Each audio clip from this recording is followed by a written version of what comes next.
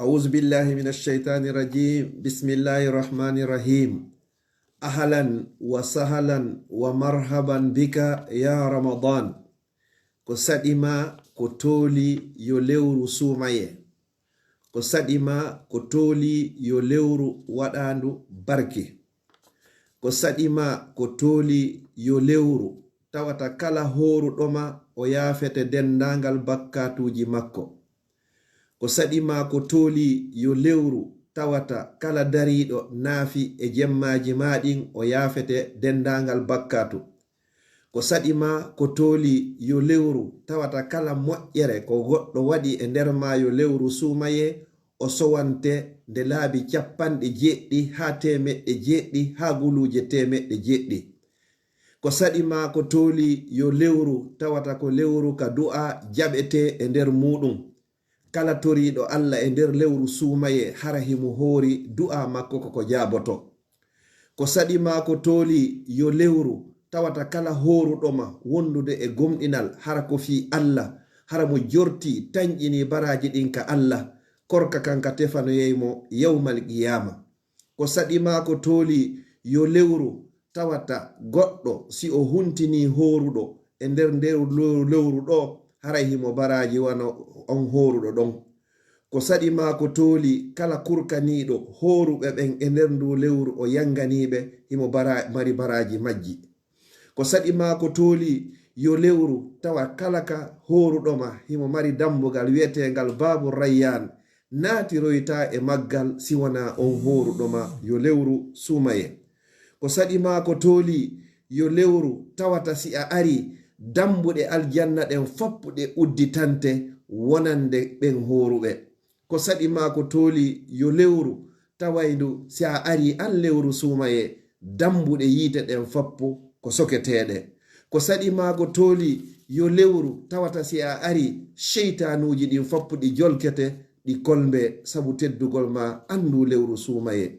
ko saɗima ko toli yo an o koɗo tedduɗo tawata ko e ma Allah subhanahu wa ta'ala tippini nde alqur'anare ko saɗima ko toli yo lewru jemma goto hino e ma jemma ɓurɗo moƴƴude lebbi wulure mo jogaki on jemma kodduriye no wi'e jemma laylatul qadri ko saɗima ko toli yo lewru tawata kala rewɗo Allah e nder on jemma himo ɓuri baraji rewɗo Allah e nder duuɓi 83 ko saɗima ko toli yo lewru tawata barngol ko luɓata neɗɗo horuɗo on kon ɗum hino ɓurani Allah e di o parfum wi'eteɗo misk ko saɗima ko toli yo lewru tawata malaikaɓe ɓen fuu hino torade Allah yo Allahu on yaafo ɓe horuɓe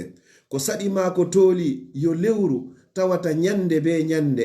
Allah himo cuɗude himo parude aljanna makko on wonande ɓen horuɓe ko saɗima ko toli yo lewru nyande be nyande tawata Allah rinɗinayi yimɓe naataynoɓe yiite o watta ɓe naatoɓe aljanna ko saɗima ko toli yo lewru tawata horeru sheytanuji ɗin fappu jolkete e nder ndu lewru sumaye ko saɗima ko toli yo lewru tawata Allah o yaafoto bakkatuji jiyaɓe makko ɓen foppo e jamma sakkitoro on e nder ndu lewru sumaye ko saɗima ko toli yo lewru tawata nyande be nyande Allah rinɗinay woɓɓe e naatugol yiite jahannama yo Allah tawna on fop moɗon giyaɓe e rinɗinaɓe ɓen e naatugol e nder ndu lewru e naatugol yiite jahannama sabu teddugol ndu lewru sumaye ko saɗima ko toli yo lewru Allah on teddinirima tippingol deftere Allah nden deftere makko nden nde alqur'anare e nder ndu lewru sumaye ko saɗima ko toli yo lewru tawata kala perduɗo moƴƴere ko woni e makon haray o perdi tawata o wawata hettitude ko saɗima ko toli yo lewru tawata nelaɗo sallallahu alayhi wa sallam ɓe maki ɓe du'ike Jibril ammini kala mo sumaye tawi ha sumaye yehi tawata bakkatuji makko ɗi yafaka ko saɗima ko toli lewru ndo Allahu on ɓurni e nder lebbi luttuɗi ɗin fop ko saɗima ko toli yo lewru ndo Allahu on suɓi hakkunde lebbi luttuɗi ɗin fop ko saɗima ko toli kala moƴƴereji ko waɗa e ma koko sowete ko saɗi ma ko tooli mo waɗi farilla goto e nder ma himo mari baraji waɗɗo farillaji 90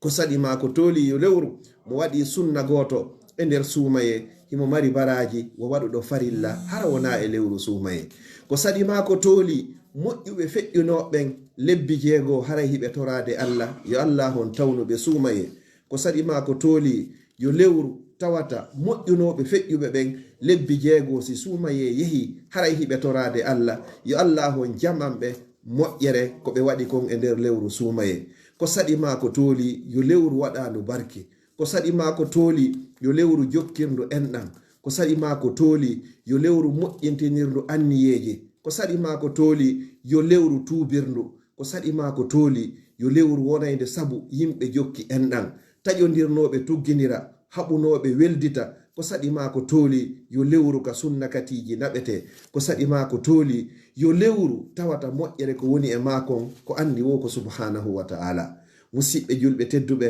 ko ndun lewru woni e koɗade en jogandema jango e tenen ɗum hawrayle 11 mars 2024 wonay go o suumaye wonande onen wonirɓe occident mi toriki Allah subhanahu wa ta'ala allahumma ballighna ramadan wa inna ala siyamihi wa qiyami Allah tawnu men suumaye men naafi hande meɗen miiji horugol jango Allah sa holli men fuɗɗode nden hollu men timmode nden sa holli men timmode nden arsiku men wawna men newinanamen wawugol horugol arsika men newinanamen wawugol daragol wurnita ɗi jemmaji arsika men newinanamen wawugol jangugol deftere ma nden e nder ndu lewru arsikanamen newinanamen min wawa ittugol sadaka e nder ndu lewru arsikanamen newinanamen umra goto waɗaɗo e nder lewru suumaye baraji mum hino fota wa waɗuɗo hajju haraw kanko e nelaɗo sallallahu alayhi wa sallam woni ko hajjidi musidɓe julɓe tedduɓe moƴƴere ko woni e nder lewru suumaye kondotako kala moƴƴereji ko woni kon ko Allah andi tu woni e mayru yo Allah okkon en fo meɗen okka dendangal julɓe ɓen nawnuɓe ɓe wawata horugol toriki Allah yo Allah dikkimɓe toriki Allah subhanahu wa ta'ala jogaɓe yo Allah hon jonnituyamɓe mi toriki Allah subhanahu wa ta'ala sabu teddugol o jemma tenen mo nelaɗo sallallahu alayhi wa sallam jibina e muɗum hino wetude jango go'o suumaye hitande 2024 mi toriki Allah subhanahu wa ta'ala ɓe tawnare ɓen fof yo Allah ho yaafoɓe enen kadi so o tawni en yo Allah arsike wawugol horugol ya rabbal alamin neniraɓe tedduɓe bandiraɓe tedduɓe suumaye ari en anda si arowo on o taway en tawɗo en ɗo on gollire moƴƴereji e makko wasi tawi pellet goɗɗo go tawtita en bandiraɓe enen morotonoɓe meche enen bandiraɓe ɓornotonoɓe coñci ɗi Allah yiɗa yarlaki wallinen ɗum hayken ɗum ɗo fop fewte rabbu samawati wal ardi Allah jogandema jango o sokay dambuɗe yiita ɗen fop o uddita dambuɗe aljanna ɗen fof o inna kala faalaɗo waɗugol ko moƴƴi haray ko saɗi makko ko tooli kala faalaɗo waɗugol ko boni haray wona saɗi makko wona tooli haray werde makko alaga Allah jogano en sheytanuji ɗin fop seede muɗum yahe jango ka juulirde ndaron no juulirde ɗen heewiri sheytanuji ɗin kolmbama ɗi jolkama ɗi dumbama ɗi jiyaɓe Allah ɓen fof hetti hoore muɗum fi waɗoygol ko moƴƴi adodiren e waɗugol ko moƴƴi adodiren e waɗugol ko moƴƴi adodiren e woɗɗitagol ko boni en anda ko hunde tuma mayde nden ɗeɗɗata en kala innaɗo maayi o maayi kala mayɗo artata hande kadi mi toriki Allah subhanahu wa ta'ala yo Allah okku en moƴƴere ko woni e lewru suumaye danda en kambaji ko woni e nder lewru suumaye haray ko hande woni darse meɗen arano on e alluwal meɗen suumaye ngal inchallahu si moyowo muuyi haray en jango si tawi jon jango jaɓi ñande be ñande si Allah no okki balɗe e kellal en waɗay alluwal suumaye ngal inchallah ka page meɗen Facebook ɗo lawol kisal ka juulirde meɗen masjid ibadur rahman e nder laken maɗum kala ka wawi newrade e hoore leydi Allah ndin ko wonno ka ɓawo caméra hoye moɗon ɗo ka page meɗen Facebook lawol kisal ɗo haray ko musidɗo moɗon Abdallah Diallo Bruxelles mi salmini on salminago dina salminago l'islam yo Allah waɗan on fu moɗon jaaɓe yimɓe aljanna yo Allah wurno en haka gurna moƴƴani en Allah mi torike ma ñande tawata ko nde mayde woni ko moƴƴani en Allah ƴettitu wonki jamen nde ñande wata waɗu geɓal hiite jahannama e ɓalli amen menen e mawɓe amen e dendagal julɓe ɓen fop ya rabbal alamin musidɓe meɗen wonɓe e hoore laawi Allah men torike ma renuɓe aynuɓe hiwɓe danduɓe lumbinɓe feƴƴinaɓe hewtinoyaɓe kaɓe fokkiti ton e hoore jam moƴƴere dandaɓe kala soñdia e sohlaji e kataji e probléme ji ko woni e lawol ngol hewtinoyaɓe niwinanaɓe kaydiji ɗin okkoraɓe arsikeji laaɓuɗi ɗuɗuɗi dagiɗi waɗaɗi barki hewtintinoyaɓe kadi ka maɓɓe wondude e kuntal haji yo rabbal alamin yo allah waɗu leydi meɗen ndi lagine e dendagal leyɗe julɓe ɓe fop hara ko leyɗe doganteɗe wona dogeteɗe allah okkore lamɓe fewɓe nunɗoɓe huloɓe allah yiɗuɓe lagine yiɗi ɓiɓɓe lagine yo allah waɗu e laamateri fewndi nunɗudi hulori allah teddinayɓe lamɓe ɓen teddinayɓe ardiɓe ɓen yiɗuɓe lagine yiɗani ɓiɓɓe lagine ɓen foppo e lagine ko moƴƴani ɓe adna e laaka ya rabbal alamin wassalamu aleykum wa rahmatullahi wa barakatuh wa kullu amin wa antum bi khayr min inni on ramadan mubarak.